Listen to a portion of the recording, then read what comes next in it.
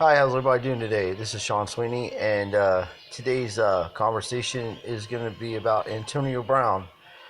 Everybody's been watching this saga go on with the Steelers and the Raiders, and now the Patriots signed him. And I just wanted to talk about Antonio Brown a little bit, not badly or anything, but just let everybody know what kind of player this guy is. He's from Florida. He was a sixth round draft pick, the 20th pick in the sixth round in 2010. He went to Central Michigan, and in 130 games, Mr. Antonio Brown has scored 79 touchdowns. He's scored 74 touchdowns receiving, 5 touchdowns on special returns, on kickoff and punt returns. He's a total yards, return yards of 2,932 yards. His total reception yards from 2010 to present day is 11,270 yards. 11,207 yards.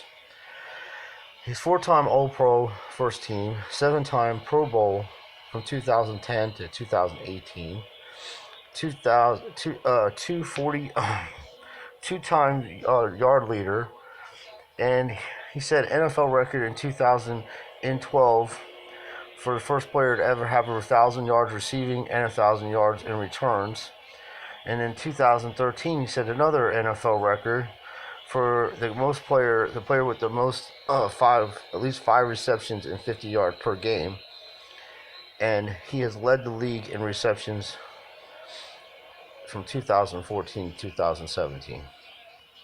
Now, let's talk about Mr. Tom Brady.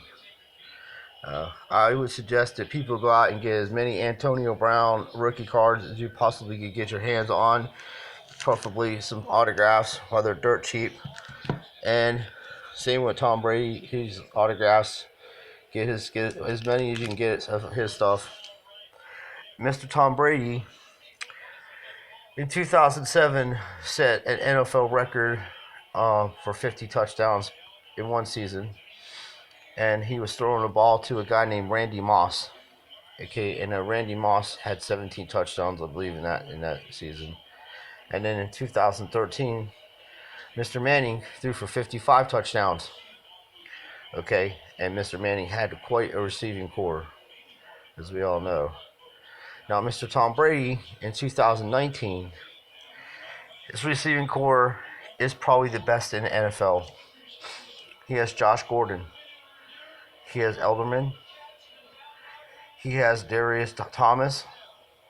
And now he has Antonio Brown, and Gronk will be coming out of retirement. It's just the way it's going to be.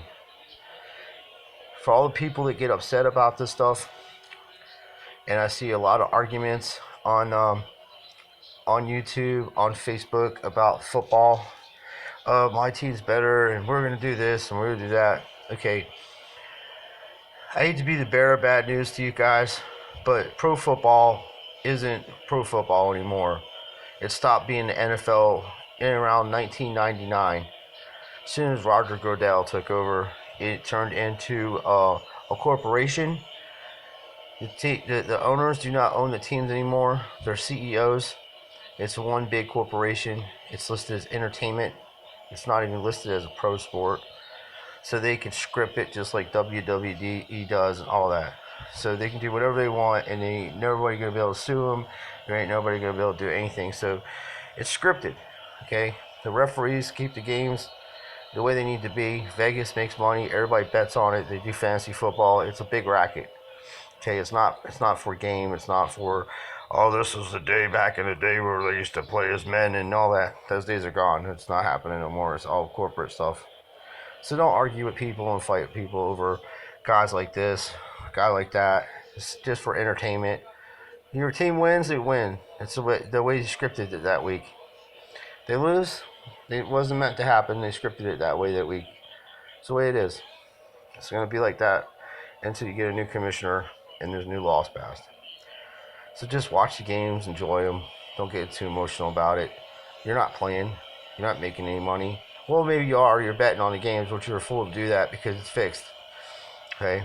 Unless you know the people that write the scripts, you're not going to know who's going to win for sure. Vegas does, though.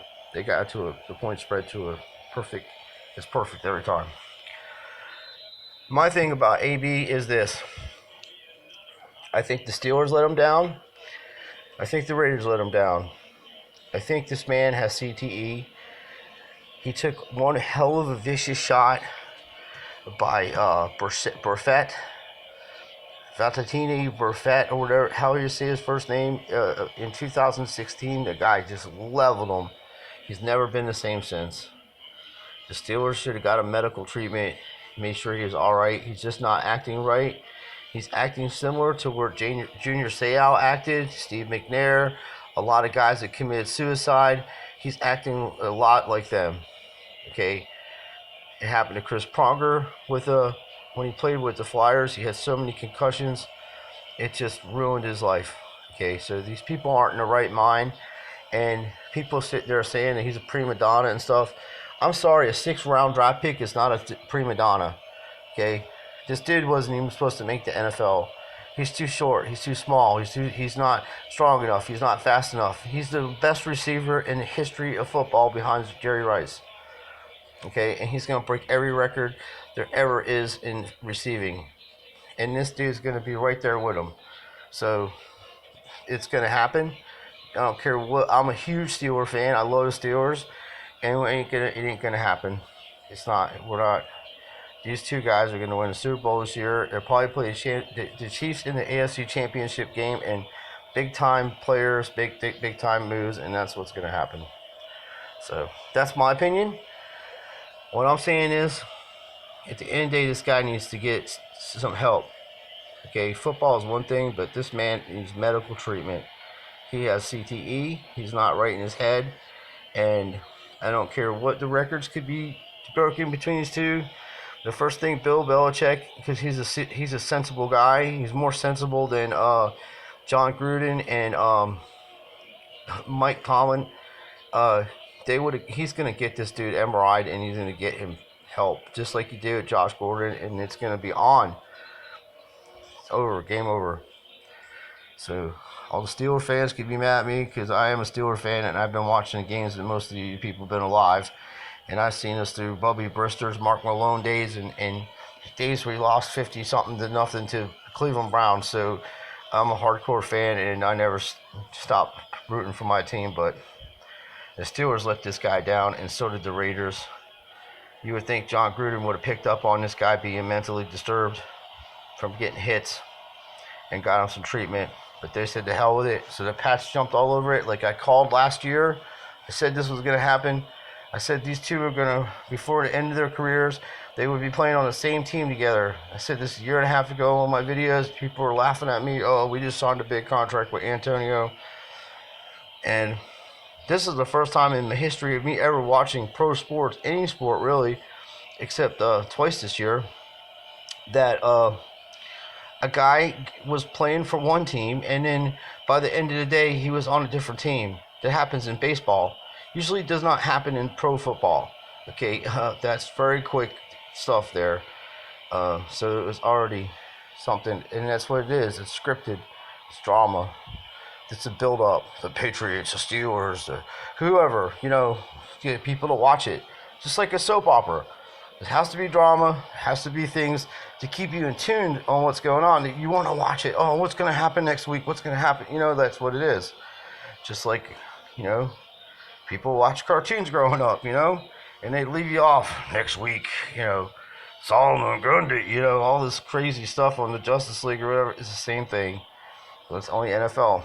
And like I said, go buy these things, Just jump on them early, especially the Antonio Brown stuff. Like, you can get number cards. I got this a long time ago before, when he first came out, got it sent out. Got it graded, so, you know what I mean? And I have another one too that I bought off the internet for $30, but that's the one I got. And then this Brady I had for a couple of years.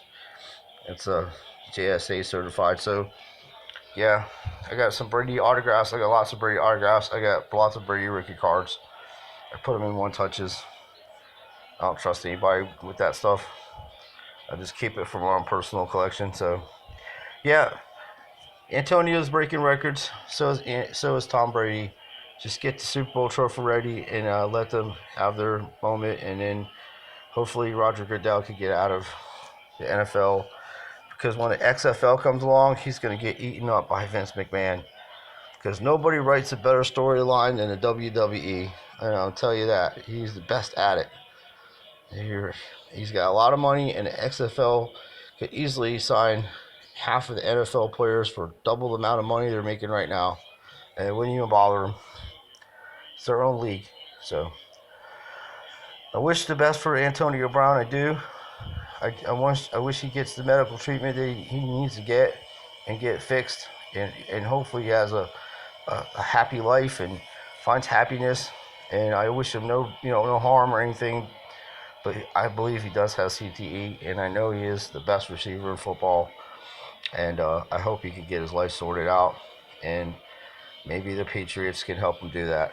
And that's what really matters at the end of the day. So thanks for watching this video. Please leave your comments down below. I'd like to hear what people think about this. And, just be respectful to each other. I know there's fans of both teams, so let's just not be too mean to each other. Let's be nice. And it's just a game. We're not playing. Just keep that in mind. So keep your comments respectful, please. And I do want to know what you think about this. So until next time, you guys take care of yourselves and take care of each other. And God bless everybody. And thank you for watching our videos.